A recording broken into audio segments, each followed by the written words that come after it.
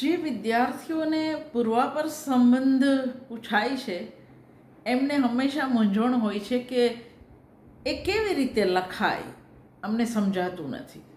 તો તમારા અભ્યાસક્રમમાં આંધળી ગલી ધીરુબેન પટેલની છે, એમાંથી 2 વાક્યનું આજે હું તમને પૂર્વાપર સંબંધ કેવી રીતે પૂર્વાપર એ વાક્ય બોલાયું એના પહેલાં અને એ વાક્યથી સમગ્ર કૃતિ પર શું પ્રભાવ પડ્યો તે કોણ બોલ્યું અને કોને કહ્યું, આટલું તમારા મનમાં સ્પષ્ટ હોવું જોઈએ. તમારા અભ્યાસક્રમમાં એક વાક્ય છે, અહીં એક વેલ હતી, સહેજ પાણી નાખશો તો પાછી જીવતી થશે. આ વાક્ય લઘુ નવલના આરંભે પરેશ જ્યારે ઘર ભાડે શોધતો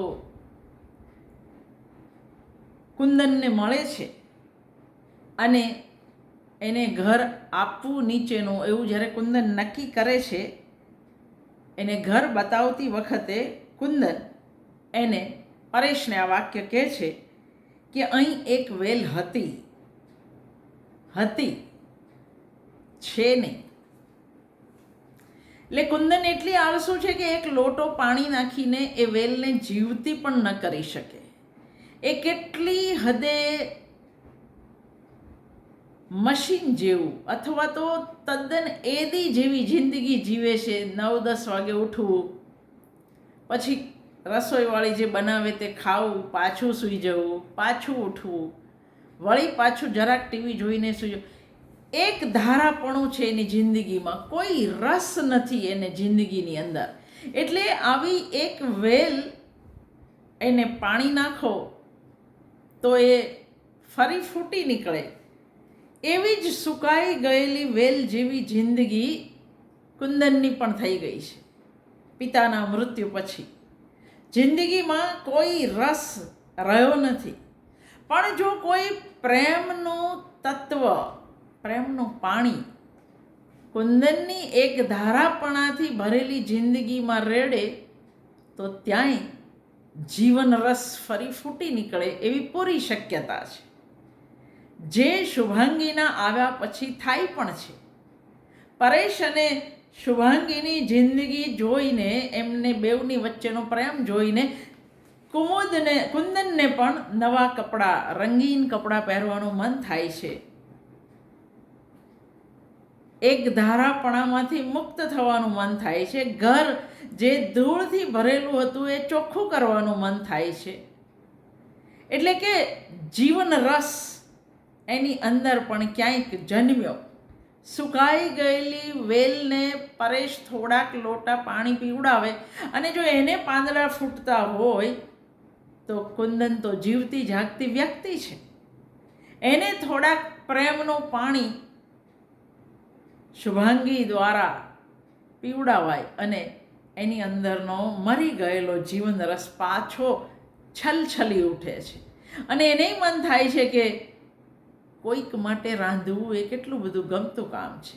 એને પણ ઈચ્છા થાય છે કે હું પણ કોઈકને પરણું.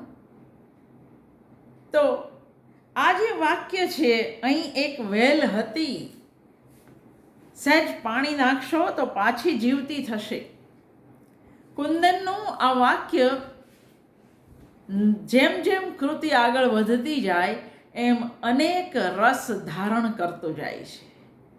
એ માત્ર વેલ પૂરતું કહેવાયેલું વાક્ય નથી. આપણા માટે એ વાક્ય નિર્જીવ, એકધારી, મોનોટોનસ જિંદગી જીવતી, નીરસ જિંદગી જીવતી કુંદનને પણ જો કોઈ પ્રેમરૂપી જળ છાંટે તો એ પણ પાછી જીવંત થઈ ઉઠે એમ છે. અને એના સપના પણ આળસ મરડીને કહી ઉઠે એમ છે કે મારે પરણવું છે. એટલે આ વાક્ય ભલે કુંદન દ્વારા એમ જ અનાયાસ કહેવાયું હોય, પણ આગળ જતાં એ વાક્ય ઘણા બધા અર્થ ધારણ કરે છે. આ તમારો પૂર્વાપર સંબંધ થયો. એવું એક બીજું વાક્ય પણ જોઈએ,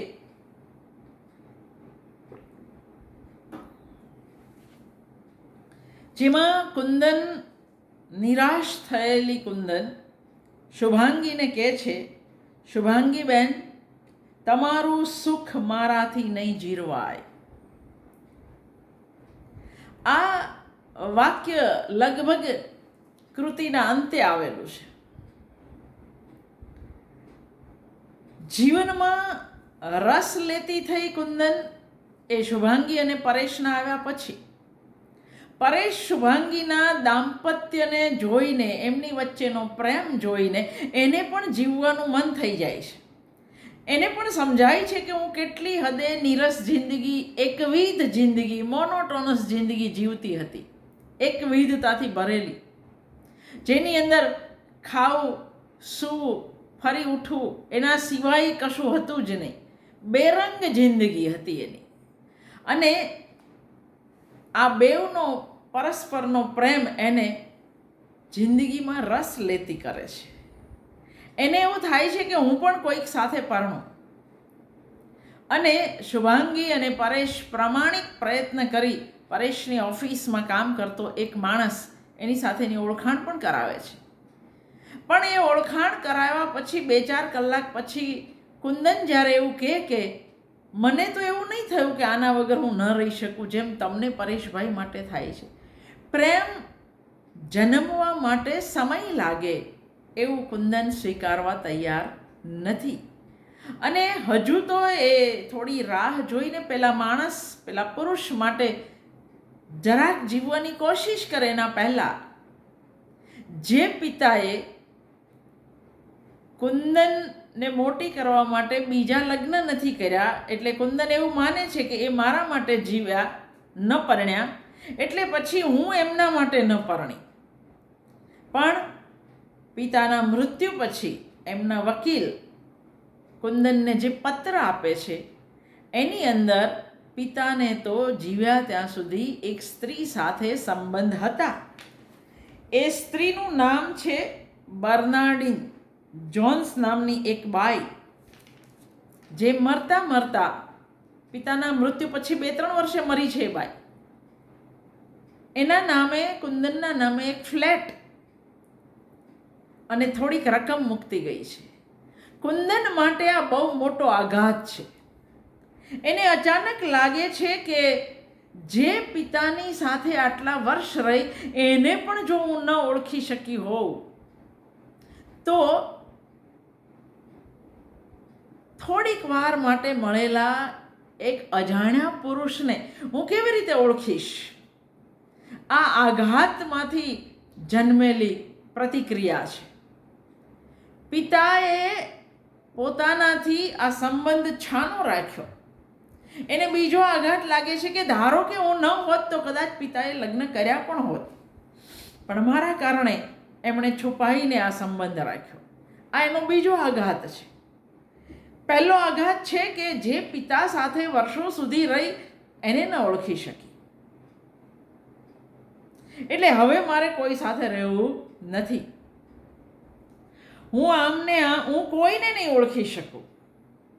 રતિભાઈની સાથે આખી જિંદગી રહી તોય હું એમને ન ઓળખી શકી.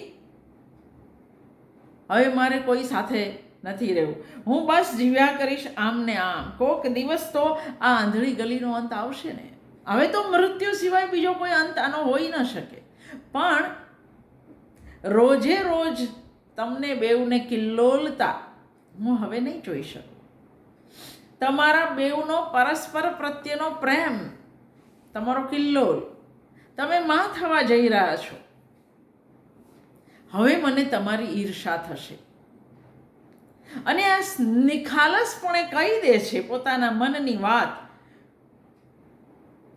તમારું સુખ મારાથી નહીં જીરવાય, કારણ કે એ સુખ મારા નસીબમાં નથી. એની કુંદનને ખાતરી થઈ ગઈ છે. કારણ કે હું તો હવે આંધળી ગલીમાં જીવવાની એ ખબર છે. અને એટલે કે છે તમારું સુખ મારાથી નહીં જીરવાય. પણ એનો અર્થ હું તમને હેરાન કરીશ એવું નહીં.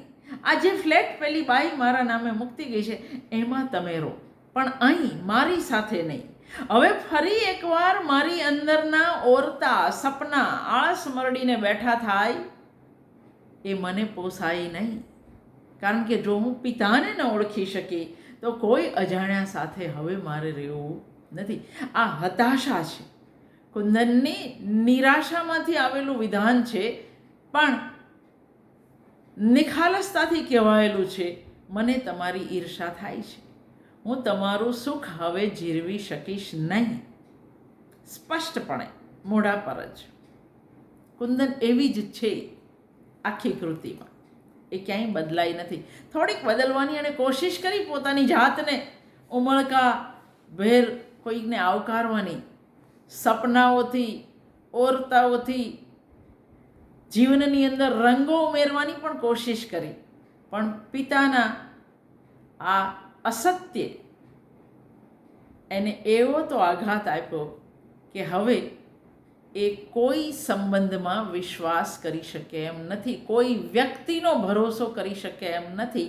એ હવે પોતાના મૃત્યુ પર્યંત આજે આંધળી ગલી છે, ડેડ એન્ડ.